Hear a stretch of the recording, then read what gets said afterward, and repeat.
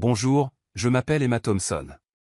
Voici l'histoire de comment une ferme abandonnée m'a transformé, de la déception de la famille, je suis devenue celle que mes proches avides ne pouvaient plus ignorer.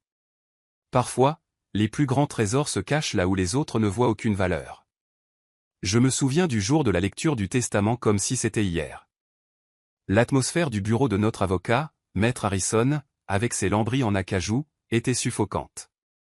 Il ajusta ses lunettes et commença à lire les dernières volontés de mes parents. Le tragique accident de voiture qui les avait emportés tous les deux laissait une fortune de 50 millions de dollars à partager entre ma sœur Sarah et moi. Du moins, c'est ce que je croyais. À notre fille bien-aimée Sarah, lut Monsieur Harrison, nous léguons notre portefeuille d'investissement, le manoir familial et tous les actifs liquides. La bouche de Sarah, parfaitement dessinée au rouge à lèvres, s'étira en un sourire triomphant. À Emma, poursuivit-il d'une voix qui s'adoucissait légèrement, nous léguons la vieille ferme de grand-père Thompson, dans le Montana. Un silence de plomb tomba sur la pièce. Puis, le rire de Sarah le brisa.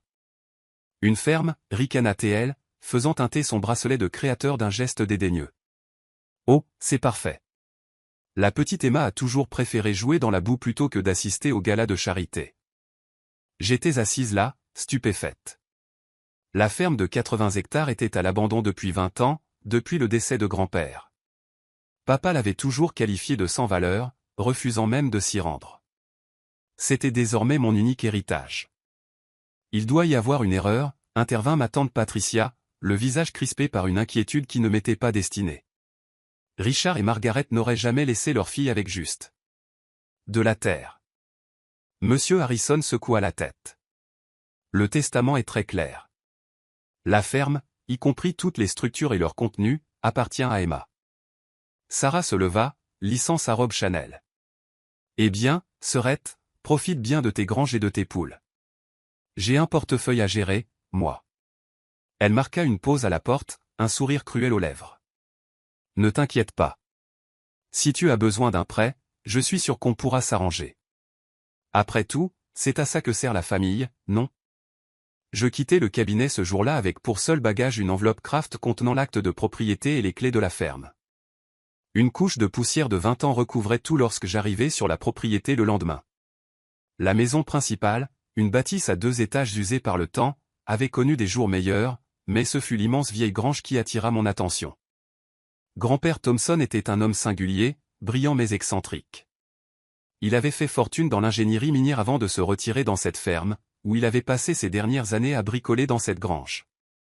Papa disait toujours que le vieil homme avait perdu la tête, gaspillant son génie sur un terrain sans valeur. La porte de la grange gémit lorsque je la poussai. La lumière du soleil filtrait à travers les interstices des murs en bois, illuminant des décennies de toiles d'araignée. De vieux équipements agricoles rouillaient dans les coins. Pourtant, quelque chose clochait dans cet espace. Les dimensions intérieures ne correspondaient pas tout à fait à l'extérieur. Je me souvins alors de l'époque où je suivais grand-père ici étant enfant, le regardant disparaître pendant des heures derrière une porte dérobée. Notre petit secret, chuchotait-il avec un clin d'œil. Après sa mort, personne n'avait pu trouver cette porte. Papa avait cherché brièvement avant de déclarer que c'était une autre des divagations de son père. Mais moi, je me souvenais.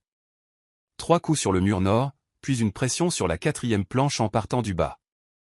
Mes mains tremblaient alors que je reproduisais ce rituel oublié depuis longtemps. Clic.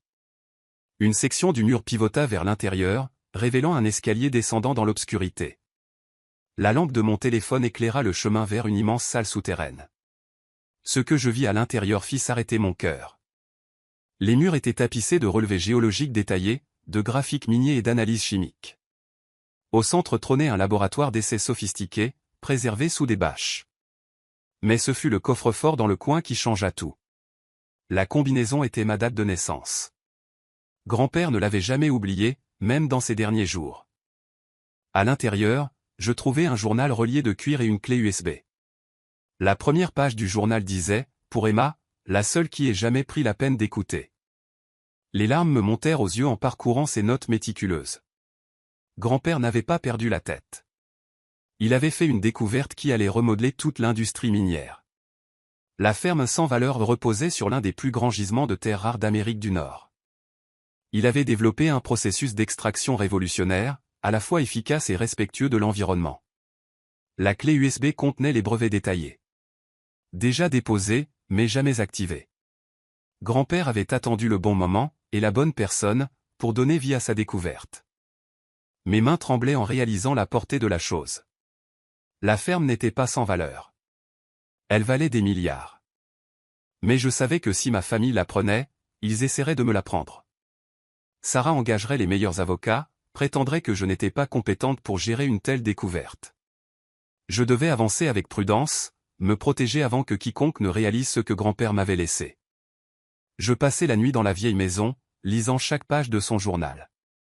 Au matin, je passais 3 appels, à un avocat spécialisé en brevets, à un ingénieur minier et à un banquier d'investissement avec qui je m'étais lié d'amitié durant mes années discrètes dans la finance, une carrière que ma famille avait jugée modeste. Gardez ceci absolument confidentiel, dis-je à chacun d'eux. Je vais vous montrer quelque chose qui va tout changer. Au cours des 6 mois suivants, je travaillais dans le plus grand secret.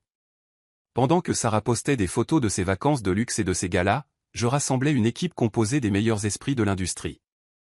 La vieille grange devint notre quartier général, son laboratoire caché modernisé avec des équipements de pointe. Ces brevets sont révolutionnaires, m'expliqua le docteur Chen, notre ingénieur principal, lors d'une séance tardive. Le processus d'extraction de votre grand-père pourrait rendre l'exploitation des terres rares à la fois rentable et écologiquement durable. Réalisez-vous ce que cela signifie? Je le réalisais parfaitement. Avec la demande croissante en terres rares pour tout, des smartphones aux véhicules électriques, nous étions assis sur une mine d'or. Au sens propre comme au figuré. Nous avons constitué Thomson Sustainable Resources discrètement, via une série de sociétés écrans. J'utilisais mes économies, fruit d'années d'investissement prudents, pour financer les opérations initiales. Chaque étape était calculée pour laisser ma famille dans l'ignorance. Puis vint le mariage de Sarah, une affaire somptueuse au manoir familial. J'ai failli ne pas y aller, mais je savais que mon absence soulèverait des questions. « Oh, Emma !» s'exclama Sarah avec une fausse chaleur à mon arrivée. « Comment se passe la vie à la ferme ?» Son nouveau mari, un gestionnaire de fonds spéculatifs, ricana. « C'est très instructif, répondis-je doucement. En fait, je voulais te demander, comment se porte le secteur technologique de ton portefeuille ?» Le sourire de Sarah vacilla légèrement. Pourquoi? Juste par curiosité. J'ai entendu dire que la pénurie de terres rares causait des problèmes aux fabricants. Ça doit affecter le cours des actions. Je n'ai pas vérifié récemment, admit-elle, clairement mal à l'aise face à son manque de connaissances. Tu devrais y jeter un œil, suggérai-je, cachant mon sourire derrière une coupe de champagne. Le lendemain matin, alors que Sarah s'envolait pour sa lune de miel aux Maldives, nous lancions le chantier de notre première installation d'extraction. Au moment où elle revint 3 semaines plus tard, Thomson Sustainable Resources avait déjà sécurisé des contrats avec 3 grands fabricants technologiques. L'information éclata dans le Wall Street Journal, une entreprise minière révolutionnaire bouleverse le marché des terres rares. Mon téléphone explosa d'appels de membres de la famille alors que la valeur de notre entreprise dépassait le $1 milliard dès son premier jour de cotation publique. Emma. La voix de Sarah était perçante lorsqu'elle réussit enfin à me joindre. Pourquoi ne nous as-tu rien dit? Nous sommes une famille. Vraiment, demandai-je calmement. Je pensais n'être que la fille qui avait hérité de la terre. Les semaines suivantes furent chaotiques. Sarah et tante Patricia tentèrent de prétendre que les brevets de grand-père auraient dû faire partie de la succession familiale. Leurs avocats arguèrent que j'avais dissimulé des actifs de valeur. Mais grand-père avait tout prévu à la perfection. Son testament stipulait explicitement que tout le contenu de la ferme, y compris toute propriété intellectuelle développée sur place, appartient à Emma. L'existence du laboratoire caché prouvait qu'il avait tout développé sur la propriété de la ferme. L'affrontement final eut lieu lors d'une réunion de famille d'urgence convoquée par tante Patricia. Ils étaient tous assis autour de l'immense table de la salle à manger du manoir. La même table où ils s'étaient autrefois moqués de mes choix de carrière modeste. Tu dois comprendre, plaida Sarah, ses bracelets de créateur s'entrechoquant nerveusement. Papa aurait voulu que la famille en profite. Je sortis le journal de grand-père, l'ouvrant à une page marquée. Chère Emma, lus-je à haute voix. Je te lègue cette ferme parce que tu es la seule à avoir vu sa valeur au-delà des symboles monétaires. Ton père et ta sœur courent après la richesse, mais toi, tu poursuis le savoir. C'est pourquoi tu réussiras là où ils ont échoué. La pièce tomba dans un silence sépulcral. Tu sais quelle est la différence entre nous, Sarah, continuai-je en refermant le journal. Quand tu as reçu la fortune familiale, je t'ai félicité. Quand j'ai bâti quelque chose par moi-même, tu as essayé de me le prendre. On peut trouver un arrangement, commença TL, mais je l'ai coupé. En fait, non, on ne peut pas. Mais je vais te donner un conseil gratuit, investis dans la technologie durable. Thomson Sustainable Resources est sur le point d'annoncer une expansion majeure. Alors que je sortais du manoir, tante Patricia m'interpella, tes parents auraient honte de voir à quel point tu es égoïste. Je me retournai une dernière fois. Non, ils auraient honte. Ils n'ont jamais vu ce que grand-père voyait en moi.